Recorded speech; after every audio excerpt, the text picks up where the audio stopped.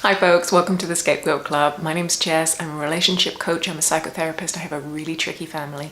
And today's video is going to be about 3 things that I think narcissistic parents can get really wrong when it comes to trust in the relationship with their children.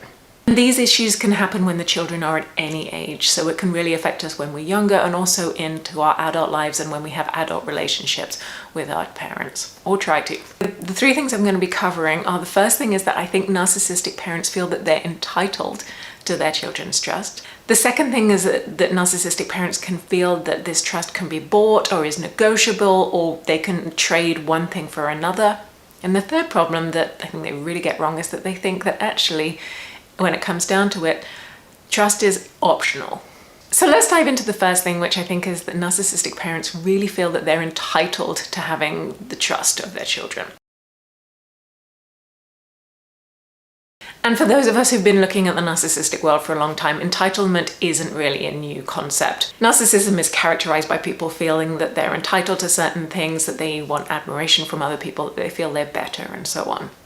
I think how it can show up in relationships between parents and children, though, is that when the narcissistic parent can almost feel like a child is an extension of something that they own. Narcissistic parents can really think that they have entitlement over their child's time, over what the child does, and even what they think and what they believe.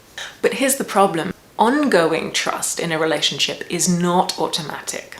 It gets a bit tricky because children are born with a natural dependence to their caregivers, and they need to trust them out of necessity. A child has to rely on their parents because they have no other choice. But this doesn't mean that trust is given forever.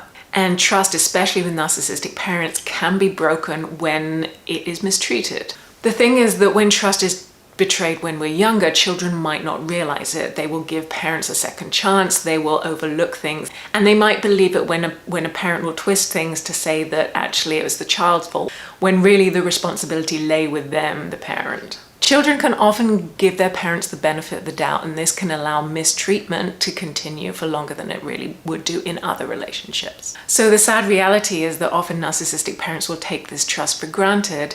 They won't appreciate it, they won't do what they need to do to safeguard it, and then the trust starts to break down. But at the end of the day, especially when the child is younger, it is up to the parent to maintain that trust, and when they fail, it's a betrayal to the child. And I know I'm going to get pushback saying yes, but it's up to the child to do it too. I believe, yes, when we're mature and as we get into more of an adult stage, then yes, it does work both ways. But this isn't a competition. It's not like, well, they broke my trust, therefore I get to break theirs. No, I think that we really want to look at the relationship and say, hey, I want to do my best. And so it's my job and my responsibility to have some integrity on my side and to not betray someone else's trust, to try and do the right things, and if I get it wrong, to apologize. But we're going to come back to that. So that brings me to my second point, which is this idea that narcissistic parents can have, which is trust is somehow negotiable. Perhaps the narcissist thinks that because they get to control so many other aspects of their lives, that they get to control how this relationship might work as well. But really, a parent who's not emotionally invested in the relationship in a mature way can think that if they did break their trust, then somehow they can work around it, they can offer something else, and they can find a way to wiggle around it, and then the child has to kind of accept that and continue the relationship. And if the child brings this up to the narcissist, they can twist and manipulate the conversation. And really, the narcissist doesn't get that trust is it's as fragile and it's a precious thing. And if you break it, there isn't a quick fix around it. Yes, there are fixes, but it's not like you can offer something else in return. We can't offer gifts and rewards or shiny things. You can't bribe someone into trusting you.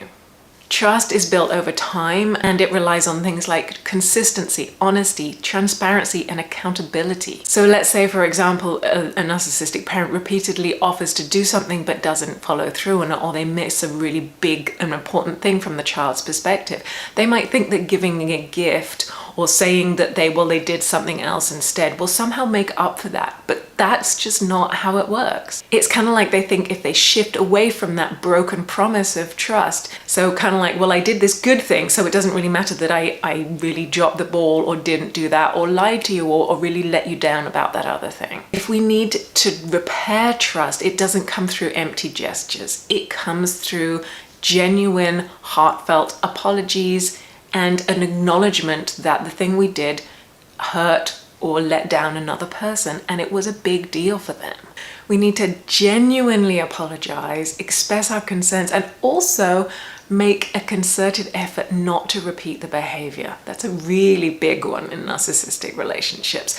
We might get an apology. Generally, it's kind of a half an apology, but what doesn't follow through is the attempt to make sure that it's not repeated in the future.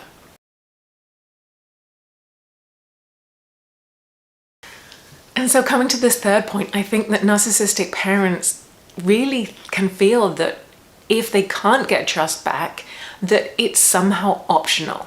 Again, coming back to this idea that they're entitled to trust, and it's really a case of if their sometimes feeble attempts at trying to rebuild the trust don't work, then they think that it really doesn't matter. They see it as optional. They can feel that trust is no longer necessary in the relationship. They might think, well, if you don't trust me, that's your problem because we have to have a relationship, so it doesn't really matter to me if you trust me or not.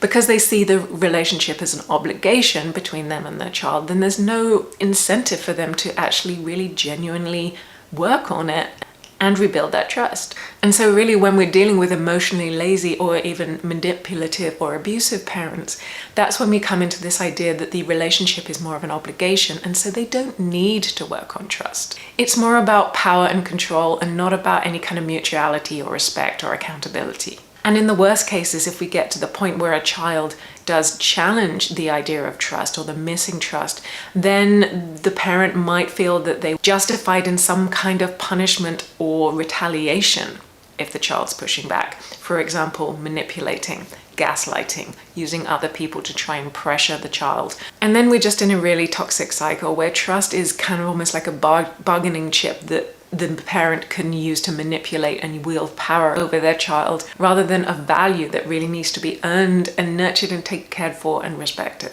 So as always, friends, please let me know what you think. And if you like the video, you can like, subscribe. And if you want to have access to the live Q&A sessions with me, you can become a member of the channel. All the information is just below the video here. And as always, whatever brought you here, please be kind to yourself. Please take care. And I will look forward to talking to you again on another Scapegoat Saturday. Bye for now.